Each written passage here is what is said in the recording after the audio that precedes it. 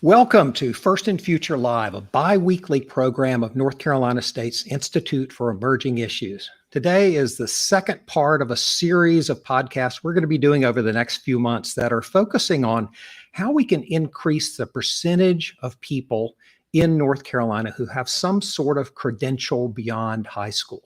It could be a 4-year degree, it could be a 2-year degree, it could be some sort of certificate. What we know is that we need more people with that kind of education just beyond high school that really takes them and transports them to have the skills that they need in order to do the jobs of today and tomorrow. The state has set a super clear goal based on the best analysis that people could put together. They've determined that in order to meet the needs of North Carolina's economy by 2030, we need 2 million people between the ages of 25 and 44 who have some sort of meaningful credential beyond high school. Why? Because as best we can figure, that is the number of jobs that are going to require that kind of training. So where are we now? Right now, 49% of 25 to 44-year-olds have that high-quality credential beyond high school. Our target to get to 2 million is 67%. The challenge is if we do nothing, if we change nothing, we're going to fall 400,000 people short. So the question is, how do we get there? We know that getting more people, more education doesn't work if you just say 2 million all across the state. One of my bosses used to say, if everybody's responsible, nobody's responsible. And one of the efforts of the myFutureNC Commission and others throughout the state is to begin to tell the story of how attainment and increasing attainment is a county by county responsibility. It's a family by family responsibility. It's an individual responsibility. People need to make that decision that it's in their best interest to go on and get that additional credential. And as you'll see from this map, the percentages in different counties varies widely. We have numbers as low as 13% in Turl County in the eastern part of our state who have an associate's degree or more, whereas in Orange County, it's above 66% of people who have that associate's degree or more. So what we know is that the solutions on a local level are going to look very different depending on where they are, what the job mix is. So addressing those particular differences is what we're talking about today. Please welcome our guests. Dale Jenkins is the co-chair of the myFutureNC Commission, a statewide group that is laser focused on figuring out ways to address this challenge. Dale, welcome. Laura Leatherwood is president of Blue Ridge Community College, which has campuses in Transylvania and Henderson counties. Laura, thank you for making the time this morning. Thank you, Leslie. It's a pleasure to be with you. Reverend James Gailliard is also a member of the House of Representatives, and we are blessed that they did not call any votes this morning, so he's able to be with us. He's also the senior pastor of Word Tabernacle Church in Rocky Mount, which is doing a lot of interesting work when it comes to attainment that you might not expect. Reverend Gailliard, thank you for taking time while the session's still on. Thanks for having me, Leslie. Dale, let me start with you. As co-chair of myFutureNC, you helped set this ambitious goal of 2 million, and progress was beginning. You were starting down the road, and then we had this gigantic disruption. Can you tell us what that's done to progress toward the goal? Well, let me first say that I'm a little worried that initial goal we set is not aggressive enough. When you look at the activity that has occurred even during COVID, with the announcements of companies coming to North Carolina, I'm beginning to worry that we aren't going to have enough skilled workers, even if we hit 2 million by 2030. But certainly COVID has set things back. You know, today we think we're probably about 45,000 short, maybe 44,000 short of where we need to be as of 2021. It's a continual challenge. I think if you look at, the landscape across our state, we're seeing great growth in the business community. That is going to demand more and more skilled workers. Frankly, I'm concerned that where we are today is going to kind of stunt that growth going forward if we're not careful. So it is a very important task we have in front of us. I'm excited about myFutureNC. The reason I got involved initially with it is because I saw an opportunity where the intersection of business, education, and government really could come together. You had the sector leaders of all the education units in North Carolina. You had representatives from government, and you had representatives from business. They all were at a table talking about these issues. They could make things happen, I felt like, as opposed to kind of having to lob things in from the outside periodically. So it's a big objective. It's a big goal, but it's not a nice to have. It's a must have, I think, for North Carolina. I don't know that I've heard in recent years, maybe since the late 90s, as many employers talking about the difficulty of getting workers at all and holding on to workers. And I'm wondering, you're a just stepped down CEO of a major company. I'm wondering whether you think the principal challenge is that there aren't enough workers, or that those workers don't have the right skills for the jobs that are out there. It's probably a combination of both, with a little bit more emphasis on the latter, I think. We have 10.5 million North Carolinians, and as you point out, we're really only talking about 67%, even if we attain the goal of 2 million, 67% having a degree or a high quality certificate. So, I think it is the fact mainly that we don't have the education level that we need. That is the opportunity. And, when you think about, the workforce being 25 to 44, only 2 million of those, we're only trying to get 2 million, only 2 million. I mean, that's another million that could be theoretically trained to supply the workforce needs. So I think it is an opportunity to educate people, and when we do that, they're going to, that's good for them. It's not just good for business; it's good for the individual. I mean, this is really I think, a process and a goal that is trying to help people reach their potential. I mean, we all have God-given potential in this state, and if we can be educated and trained in a way that gives us a fulfilling and meaningful career, that's not just good for business, that's good for individuals. You have started with this large goal that you've talked about. More recently, myFutureNC has begun to focus more on local goals and getting local information out to folks. Why is it so important to have attainment owned, for lack of a better word, on a local level? We are geographically a big state, and from a diverse standpoint, we have lots of businesses across North Carolina that are very different based on the geographic regions. And so, having an organization that's based in Raleigh, kind of dictating what is needed in Hendersonville or Elizabeth City or Wilmington or Avery County, it's nice in theory, but in practice, what really needs to happen is people in those local communities need to be engaged. They know best what those businesses need. They know best, what their people need to be motivated and encouraged to get the skills necessary to fill those jobs. So it would be totally wrong if this were just a very centralized operation, and it didn't have opportunities to go out into communities, work with specific individuals, have champions in those communities who can coalesce teams of individuals who then can help, put processes and procedures in place so that the training could be realized, the education could be realized to compete for those jobs that are necessary. So absolutely has to have local involvement. If it doesn't have local involvement, in my opinion, there's really little chance we'll be successful. Reverend Gailliard, that local involvement, if someone asked who should be the solution in local involvement, I don't know that they'd immediately say their church, but your church has a number of ministries, and among them has been working with your church members to get greater degrees of education and connect them to community colleges and others that can deliver that kind of education to them. Why is that an important ministry for your church? Well, I think for starters, we have to recognize that the faith community is one of the more robust and easily tapped into communities in our state. I mean, when you start looking at asset-based community development, every community has a church as an asset. With the exception of, I think, Texas and Florida, we have more churches here than any other state in America. And so we have these built-in assets in every community. For us at the local level, we have a vested interest in seeing people really live thriving lives. And we know a big part of that is around education. And so for us, it's about how we leverage captive audiences. We have a captive audience of people that trust the work of the church. They come on Sunday morning, midweek services, they bring their children, etc. We say, okay, we have this captive audience around spiritual purposes. How do we then leverage it for something broader? How do we leverage it around healthcare? How do we leverage it around education? How do we leverage it around housing?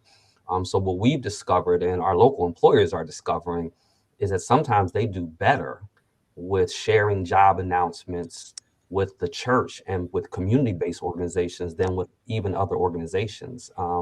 Because when we put it out on Sunday morning, we put it out on our media, it's touching, in some situations, tens of thousands of people. And so I think this is a valuable asset for businesses to tap into. You're activating your particular church network, but you've also been doing some evangelism, I guess, again, for lack of a better word, with your other pastors and trying to get them to feel the spirit and embrace that same idea, right? Yeah, I mean, it's no doubt. We started the Eastern North Carolina Ministerial Alliance. Interestingly enough, it started out of a program we were doing with UNC, Gilliard School of Public Health. It was really around a health initiative with our local AHEC. But then it broadened into education issues. And so now we have 115 churches, and we take the footprint of our COG, our Council of Government. We're in the Upper Coastal Plain Council of Government. So we have Nash, Edgecombe, Wilson, Halifax, and Northampton counties. So that same footprint, 5-county footprint, we take for our alliance. And so we have 115 churches now, different denominations, different races of churches. We just want churches embedded in the community. And I'll add this, Leslie, this work is important too, particularly in rural areas, because in many of our rural communities, sometimes the trusted voice is going to be that church. And we kind of know where the players are, we know where the people are, and we know how to get that message to people that ordinarily aren't easy to get to. Dr. Leatherwood, Blue Ridge Community College is in many ways ground zero for anyone who's looking to increase credentials in Henderson and Transylvania County. How would you summarize the role broadly of the community college in helping to meet attainment goals? What do you see as your role? Well, so I want to take a step back and think about myFuture created county profiles for every single county in the state of North Carolina. And so once we started looking at our local data, then that gave us the ability of where are we going to target our efforts? Where can we have the most impact? And obviously it's the adults. But I go back to what Reverend Gailliard said, is that touching these rural communities. So our community colleges are, the whole idea behind community colleges is that we're no more than 30 minutes away from every single citizen in the state of North Carolina. So that embeds our colleges in these rural communities. So what better way to do that? And that's exactly what we're doing, certainly in Henderson and Transylvania County, which is our local area. So we have one urban county and one rural county. And of course, the strategies are different, but I think the beauty of community colleges really is that we're right there with them, helping them to reach those goals. And we're not sitting back waiting for people to come to us. We're actually engaging the community at the local level, but also at the regional level. Over the summer, you started a new effort called Better Skills, Better Jobs, and just wanted to show people where some of those initiatives are. It involves Blue Ridge Community College, but it also involves 4 other community colleges across the state. And if this effort is designed specifically, as you were alluding to looking out for those adult learners and trying to figure out ways to attract them back. And there were some pretty substantive efforts that you mounted this summer, and it's resulted indirectly or directly in you're really having a boom in enrollment this fall. And I'm wondering, what was the magic? What did you do? What did you find that worked? Well, thinking about, Leslie, even just the campaign itself, we typically, colleges and universities market themselves based on the traditional high school student that are going straight into college, right? When in fact, if you're going to message yourself and you're going to attract adults, the message needs to be very, very different. It needs to be very simple too. That's where we came up with the Better Skills, Better Jobs. But in particular, one of the things that we focused on, we determined that we wanted to, you showed a chart about people that have some degree or some college, no degree or no credential. we targeted a group that were 50% toward completion of a credential or a degree and 5 years out, and ages between the ages of 25 and 44. And if we could target those, then we could actually connect with those individuals and say, hey, you're close. Let's help you get finished. Let's help you get across that finish line. And so that's really the focus of what the 5 colleges actually selected to do. And there's opportunity in every community with adults. There's just no question about that. But another strategy, a priority that we use too, is that you can really never have enough capacity to reach everybody in these rural communities. But what you did is you capitalized on something that Reverend Gailliard said, is that we used our nonprofits, our faith-based organizations, our social service agencies, our health departments to help get that message out. So it gave us almost foot soldiers that could go out and connect in every single community, rural, urban, metropolitan area, and get that message out about the opportunities and connect with them. And once we did that, we started seeing them come back. And so our early data show that we're seeing a significant increase in the adult population coming back to us and actually completing this fall. So long term, yet to be determined, but we think that we are moving the needle with these simple strategies. Let's put up that slide again. We showed it briefly just for a second to give you a sense of the range of different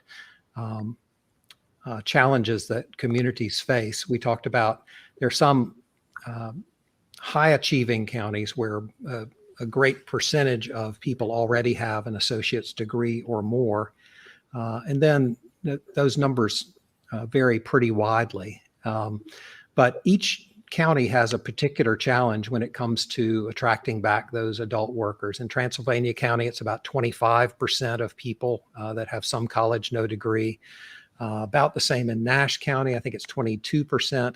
In Edgecombe County, Reverend Gailliard. And so as counties begin to do this, you find that, for example, New Hanover County, which has an above 50% number of people who have an associate's degree or more, but there are also a lot of people there that have 22% of those folks who have some college, no degree. In Onslow County, it's more than a third of people who have some college, no degree. Same in Hyde County. In other counties, the challenge is that people dropped out before they got out of high school. And so the remediation and the effort that is underway in those counties is going to be more focused on getting people to GED, and then that certificate maybe just beyond that. So Reverend Gailliard, I'm wondering what your message is to those who stopped out the first time and did not complete the degree. Yeah, well, that's a sermon I'm preaching all the time, to encourage people to kind of take the next step in any regard. I mean, not just going back to get an associate's or, a master's or a bachelor's or a master's. I think Dale is right with the statement he made early on. I think our estimation of 2 million is a little conservative. And when we look at the broader issues that we have to deal with, I think we have to encourage people, particularly in access routes and pathways, to get those high-level certificates. There's a lot of great jobs that people can have that don't necessarily require a degree. And so helping people to understand, helping them address that fear factor of, you can succeed this time you do it, helping them to, in some situations, we're seeing successes by just bringing the community college to the local church. Because you have situations, again, in rural communities, and Dr. Leatherwood is correct. I mean, they are 30 minutes, they can touch people in so many areas, but you do have some remote rural communities where it might be easier to get to that local church, to do that GED program, or to do that certificate program, or that skills program. So for us, it's really just about keeping the bar high and keep encouraging people to press through, to kind of do the next step. Leslie, I think one of our challenges, I think, is we have an immense marketing opportunity here, because I think historically we've kind of ingrained in people that, when you go to high school, the next step is to get a 4-year college degree. That is not required anymore. That is not necessary. And there's no stigma needs to be attached to individuals who may get associate's degrees or may get high quality certificates, because really the end objective is to get that high quality job, that satisfying job that gives you a rewarding and fulfilling career. So we've got to get this message out, as we've been talking here, that it's okay if you don't go to a 4-year institution. It is fine. What is really relevant is you reach your potential, and you can do that in different ways here in North Carolina these days. Yeah, and Go ahead. I was going to kind of piggyback off what Dale just said. And frankly, what we're hearing from our companies, our local companies, is that they can't wait 4 years for a high-skilled employee. They can't wait 2 years even. And so how can we fast track, get people back? Frankly, it's a business imperative. Locally, regionally, and statewide, we need to get these companies the workforce that they need, and we need to do it as quickly as possible. Yeah, that's a There are great all sorts point, of stories that I think you've probably heard, Dr. Leatherwood, about the difficulty of keeping people enrolled in community college courses, because sometimes even before they finish getting that credential, companies say, I think you know enough, and I'll give you a job right now. And so sometimes you don't even get the completion because somebody says, okay, that's enough. That's enough. We need you now. And that can be frustrating, I know. Well, what we do though is we work with the company and we shift. So we are the ones that pivot. So that student can work at the same time. Maybe they're finishing their credentials. So yes, we can do both. It's not one or the other. It's both at the same time. Yeah, Dale, I interrupted you. Sorry. No, I was going to say that, the last time I checked, there was like 40,000 unfilled IT jobs in North Carolina.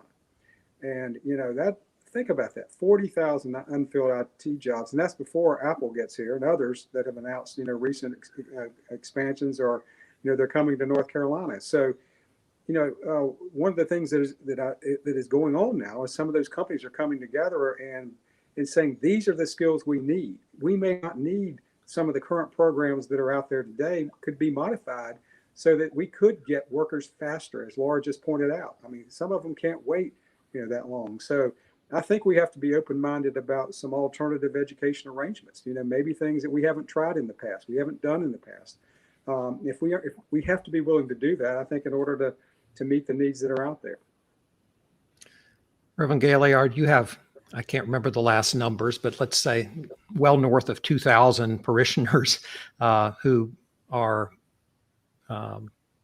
in your congregation, and you've got a group of people that needs to listen to you, whether they do or not on Sundays, I guess varies, but they pay attention to you, they trust you. How do you form relationships with employers to be able to work with them and figure out exactly what they need and make sure that they know that some of your parishioners have the skills that they need to work for them? What's your connection there? How do you do that? Yeah, that's a great question. Believe it or not, when we came here 16 years ago, the very first organization we became a member of was the Rocky Mount Chamber of Commerce.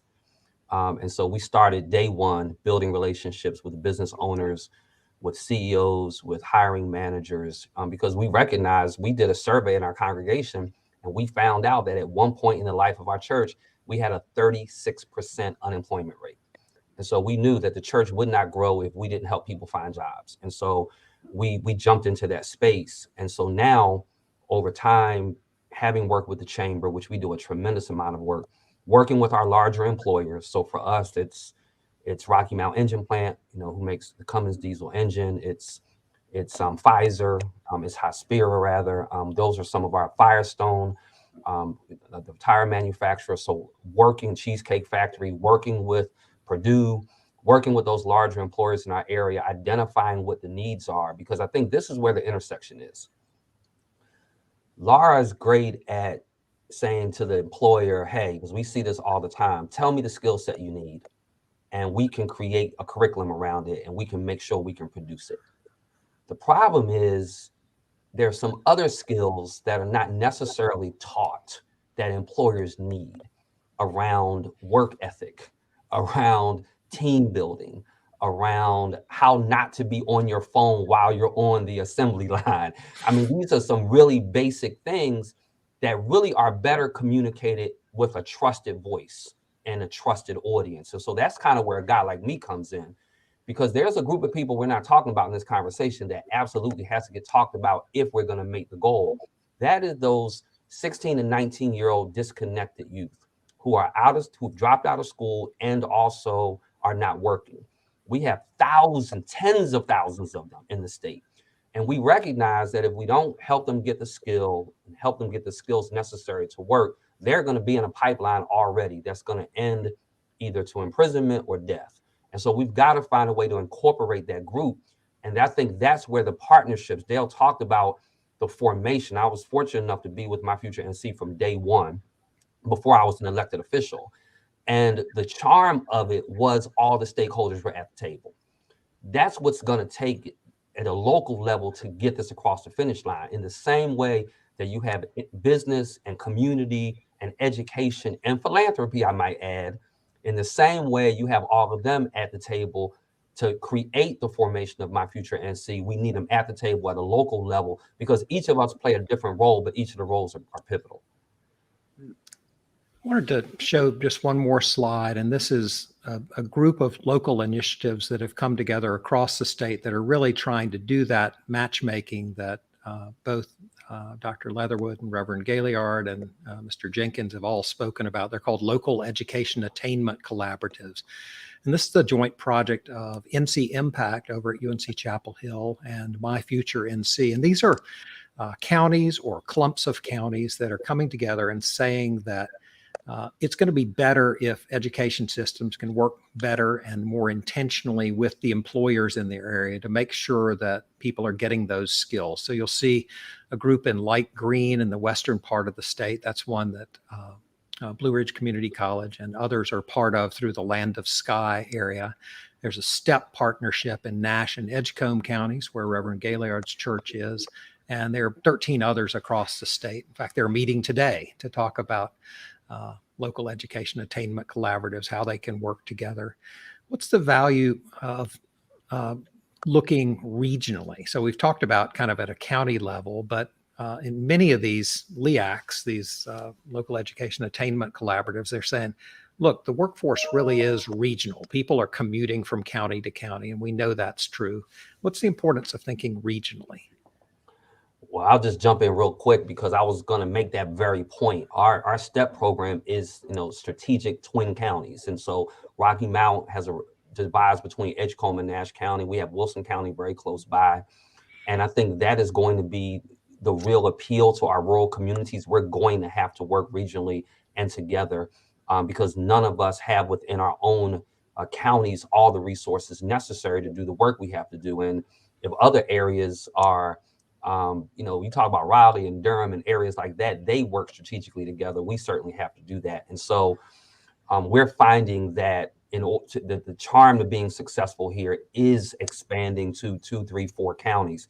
Now, of course, that's when you get into the politics of things. You've got to get county commissioners working together and school board folk working together and community colleges working together.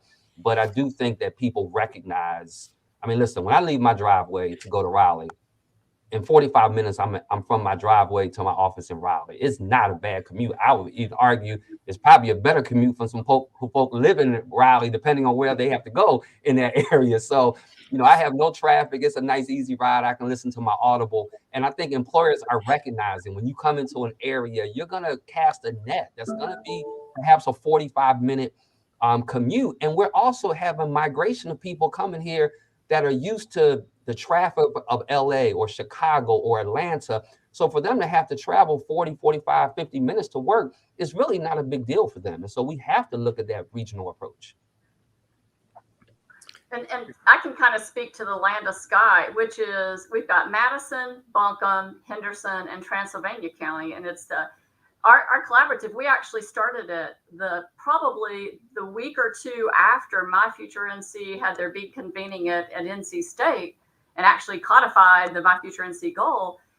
We came back and said, okay, what does that mean for us? And how can we come together and figure out how to help our region, right?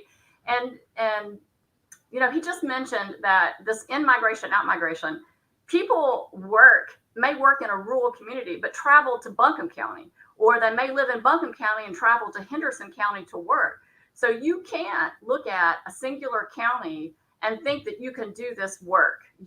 There's just so much connection, and there's so much to be gained from a support and a capacity.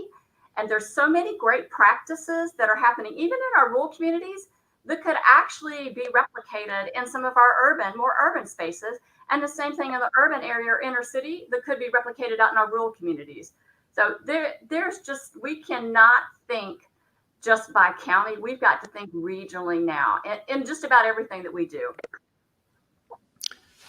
Thank you. We welcome your questions. We appreciate your listening in and commenting. We have a comment on LinkedIn now from Karen Schultz, who says, our community colleges need corporate support, machinery, and commitment. Students need to get introductory skills starting in junior high school. Corporations must support and continue their education with reimbursement. IT cannot continue without mining, material production, machining, material finishing, et cetera, et cetera, et cetera.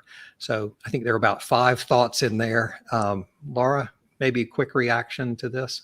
Yeah, she's talking about public-private partnership is exactly what she's talking about. That who stands to gain the most? Obviously, our communities do, but our companies stand to gain the most in terms of a high-skilled workforce. And she's exactly right. We need our companies to make an investment in our colleges and in our communities to actually do this work. And we saw over the pandemic, we saw what I would call innovation acceleration. Like if you were a person and you were breathing with this pandemic, you were a liability to our companies, right? And so you saw technology, just like the technology we're using today, it just took off. Well, that means that now we have to have people that are able to work that technology. So if we don't have our companies helping us to invest and keep up with that technology so people are trained on that, then we're going to fall even further behind. So Karen is exactly right. Private investment has to be part of the solution for this work. Dale, what's your take on where the statewide business community is on this issue? How far in are they, and what do you see them doing that encourages you, and what do you not see them doing that you wish they were? I think they are as eager to get involved as I've ever seen. I think the needs are so great these days that they really don't have a choice. They have to participate. They have to get engaged. And I think they're seeing ways to influence, training and education, perhaps in ways they've never seen in the past. Businesses sort of need easy buttons in some respects. They need a ability to go to the community college level, or they go to the university system or their local high schools or whatever. They need entry points that are easy. They need access that is easy. And so I think that is becoming more and more available. I think, folks like Laura and others are making themselves available to businesses in their local communities. So I think the business engagement is improving. It could always be better. There's always examples that you can point to here in Raleigh. Epic Games and Wake Tech have done a nice partnership in the gaming business, for example. So there needs to be more and more opportunities like that across the state. And I think that is happening because I think educators are being more and more receptive to listening to the voice of business. And that is encouraging to me. I wish, I guess, and things I wish we would, from a business perspective, I wish there would be more focus on the high school level, though, because I think that's where we're missing some opportunity. The statistic is that only of 100 kids going into the 9th grade, only 31 of them will graduate in 6 years. After 4 years, only 31% will graduate with a degree 6 years after high school. So you think about that. 69% of those kids entering the 9th grade aren't going to be, getting any kind of certificate within 6 years of potentially graduating from high school. So I think the opportunity for business right now is to help high school kids understand career opportunities. I think that's where we're missing some potential, because too many kids think, well, do I need to be a doctor? Do I need to be a lawyer? Do I need to be an engineer? Do I need to be a, IT person? They don't have a grasp of all the variety of opportunities and careers that they could avail themselves of. And so if I could wish one thing right now, I would wish business would get more engaged in high schools so that high schoolers see potential beyond what we typically have seen in the past. That's the one opportunity I think that businesses have to really make an impact beyond what's already happening with collaborations that are going on with folks in community colleges and universities. And Dale, I would even take that a step further. I would take it even stepping back into our middle school in career exploration. So we've almost waited too late. If we're waiting till high school, we need to start planting the seeds with the parents and with the kids at a very early age in terms of exploring and just starting to think and try some things out much earlier. And I think that's a discussion that we're starting to have. And frankly, we actually had it yesterday. That's a really important population. Yeah. Well, I think it could be as simple as, if you go back to the middle schools, why couldn't you have, the career fairs? Why couldn't you have businesses show up, periodically and do presentations to classes? It just seems to me that's a wonderful opportunity to, begin those young minds to think, to begin thinking about what opportunities are out there for them, what are their interests, how they can align things that they really are interested in. They could turn that into a career potentially, Reverend Gailliard, what seems to resonate with the teenagers in your congregation? You mentioned the disconnected youth, ages 16 to 19. What is it going to take to get folks' attention and have them embrace this? It's one thing for the state to declare that it's really important for people to have a meaningful credential beyond high school. It's another thing for each individual person to make that decision. And I'm wondering whether you have any magic that you've discovered that really helps people to get that message before they maybe make a bad decision. Sure, yeah, and I don't know about magic, but I was just nodding in an amen to what Dale and Laura was saying. I was thinking, man, if we were in church, I'd pass the offering basket right now. Because the key here is creation of access routes and career pathways beginning at the middle school level. That is the answer. And I know it's a long haul for business because, they've got to wait for that middle school student to get all the way through the pipeline and maybe even into a community college for a year or two. But children, my middle school kids, the ones that are doing the best are the ones that, and we try to do it with all of them, it's all about exposure. It is all about recognizing what is possible. And this goes to when we start looking at particularly African-American males. I think I would be remiss not to just touch on that for a moment, because that's a population that we're really struggling with in this process. All the data, and I've served on the diversity task force, inclusion task force around this issue. When you look at the dropout rate of African-American males, the single biggest factor beyond social demographics and economics and all of that, the single biggest factor is never having had a teacher that looked like them. It just speaks to the value of exposure. And when young people recognize you can graduate high school, go to Nash Community College, spend 16 weeks in a program that Duke Energy will pay for, and you become a lineman at 19 years old at $45,000 a year, when they recognize that opportunity is available, when they recognize the need for skilled labor, when they recognize you can own a business by owning your own truck driving business, your own plumbing business, when they recognize these possibilities, then I think the world kind of opens up to them. The single biggest magic of anything from my people right now is just all around technology and really helping them understand how you leverage technology. We're piloting a program right now with students that are going to be in communities and schools, Boys and Girls Club, and after school programs at community and faith-based organizations, where they're going to start doing mobile app testing. Like they all have a cell phone anyway.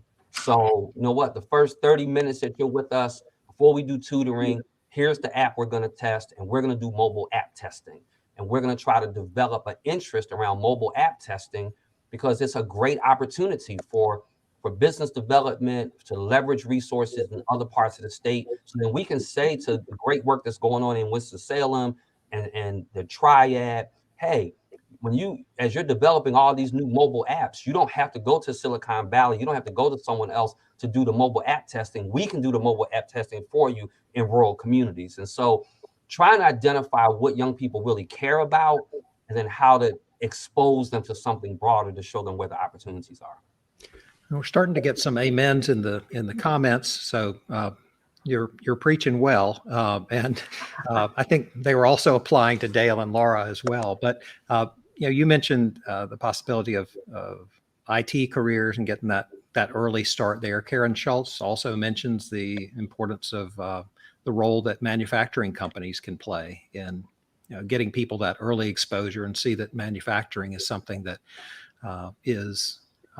could be for them. In many cases, people have thought manufacturing is something that their parents did or their grandparents did, but today's manufacturing is very different, and giving people the opportunity to actually go into some of the plants and see what it's like and seeing the work that they'll do can be really important. And obviously it's hugely important for the economy as well.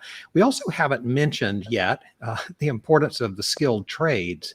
And these are jobs where someone can go to a community college, get some training, and we can't build enough houses right now. We can't plumb enough houses. We can't do enough carpentry right now because there just aren't as many skilled people as there used to be, and the skilled artisans that we had are aging out. And that's clearly an important part of building our future, is being able to build our future or pour the concrete for our future. Laura, have you seen any change in enrollments among the skilled trades professions that you offer at Blue Ridge? Well, we're actually starting to see that this semester, in particular this fall. We've got construction, electrical, plumbing, and HVAC, which are we really need people as quickly as possible in those trades. So we're starting to see some movement. I think going back though to the middle school, high school, the challenge that we have, we call it the interest gap. And that's also, we include manufacturing in that group too.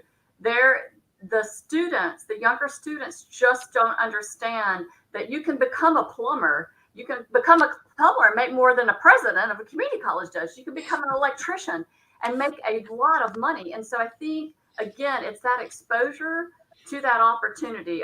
That's essential. And also, Reverend Gailliard mentioned this a little bit, but looking at those underserved populations that are actually doing these things but don't realize that they can start their own business, and the opportunities the money that they can make is just incredible. So we are starting to see some movement, but we've got to address the interest gap and make sure it's introduced at a very early age about those opportunities. Got it. I wonder if we could go back to the map that shows these local education attainment collaboratives. It's this set of counties across the state that are pioneering these partnerships, but one of the folks in our chat is asking how they can get involved. And so I want to show people where these things are already underway, but also just get advice from you guys about where someone could go. Let's say someone works for a manufacturing company. They're concerned about labor shortages, or they're concerned about the pipeline for tomorrow. How do they get connected? Maybe to these local education attainment collaboratives if they're in that area, but also how does someone get involved in the larger work of myFutureNC if they want to make sure their voice is heard? Well, go ahead. No, Laura, you go ahead. I can talk about my future, but you go ahead from the local perspective. So I was thinking about, if you're in the Land of Sky area, obviously our local COG, but also the Workforce Board, to get involved with the Workforce Board because they're an integral part, or to connect with your community college. There's multiple routes for getting involved, whether you're at K-12, whether you're in the community college, even our universities, and then aligning all that work with our workforce partners in our industry. So I would just say, go through your local Workforce Board, call your local president at your community college. There's multiple pathways into this. Certainly from the statewide perspective, Cecilia Holden is our leader at myFuture. I'm sure she'd be happy to talk to any person who wanted to talk to her. We have a website. You can go to the myFutureNC website, and you could connect with us, very easily through that. All volunteers are welcome. Got it. Reverend Gailliard, if somebody wanted to speak to their pastor and encourage them to get going on this, what's your suggested approach strategy for someone who wants to see maybe their faith community get more involved? Yeah, sure. I think there are a lot of churches that have standalone 501c3s where they do this kind of work out of. And so I would say check to see if there's a standalone 501c3 that your church has. A lot of times they have CDCs, community development corporations that they're operating out of. And then you have you don't have to start this work at the church. You could just partner with someone. So you could start seeing what communities and schools is doing in your area, what the Boys and Girls Club or what United Way is doing. So it doesn't necessarily have to come directly from the church. It can, but to partner with other agencies that are doing this work. There are a lot of community-based organizations to partner with. Got it. You Dale, how much of this effort? Oh, go ahead. Go ahead. I wanted to just touch on one thing that we've talked a lot about,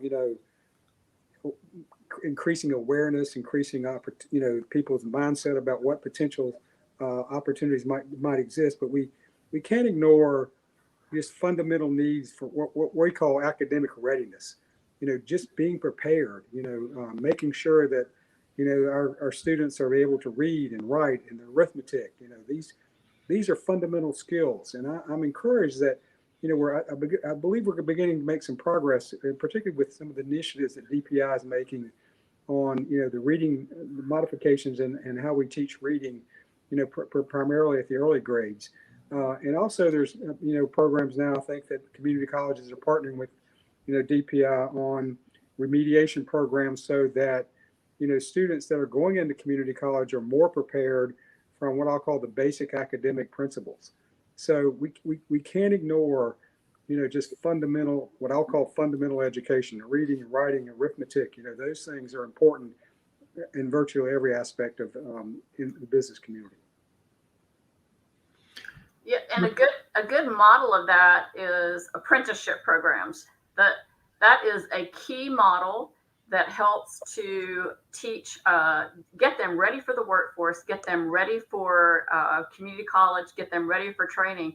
But it also teaches them how to show up on time, how to communicate, how to be respectful in the workplace. So we try to teach that. But again, that's just kind of part of it. But readiness that's a huge piece of it. We're starting from a deficit, right? And we need to bring those individuals to a point where they can actually be successful in the starting gate, right as they start out the door. Right. I could not agree more. If I could just real quick, Leslie, I think we've not touched on the significance of where the pipeline begins and how in every North Carolina county, we need to make sure that we have children at 3 and 4 years old going into North Carolina pre-K programs. I use this analogy, it's sometimes offensive to people, but I don't mean for it to be. Firestone can have the best production line going, but if they begin with bad rubber, they're not going to make a good tire. And we have to recognize that when kids wind up first, second grade, and they're already behind in terms of sight words and in terms of what they've learned, we're putting them in that pipeline where they're already having challenges, and we're tasking public education to kind of fix it midstream. And I don't think it's a good model. And I think we need to invest heavily. Maybe this is my legislator hat coming on now, but we need to invest heavily at that North Carolina pre-K. And then we need churches. Here's the pastor hat. You have that child for an hour on Sunday morning, an hour and 15 minutes for Sunday school. Well, you know what? Spend 20 minutes on literacy. You can teach them the Bible. They can't read the Bible anyway if they can't read. And so spend some time on literacy while you have that captive student there. So we need to take some responsibilities as well as parents and as faith-based and community-based organizations to help those children get off to a really, really good start. I could not agree with Dale enough. We can't minimize the importance of academic readiness. And so people that are successful, they have a certain skill set, and those skill sets are transferable. And so being a good reader, keeping a book in front of a child, being a critical thinker, being a continual learner, those are skill sets that we need to embed in kids early on. Let me ask each of you maybe one semi-final question. And for you, Reverend Gailliard, what's the role of the state in this overall effort? You've talked just now about some of it, maybe standard setting or other things like that. We've talked about local. What's the role of the state legislature in helping to crack this nut? I think we're going to have to, we're the byproduct right now of years of having invested well in K-12, community colleges, and four-year colleges. We can't pull back now. We have to continue making that investment at the K-12 level, and especially at the pre-K level. We're gonna pay for it on the back end if we don't. We're gonna pay for it through people in government services, or people in imprisonment, with crime. We're gonna pay for it anyway, so we might as well pay for it on the front end. I think secondarily, I think our role is, to the point of this happening at the local level, we're gonna have to give local education agencies, our LEAs, some flexibility.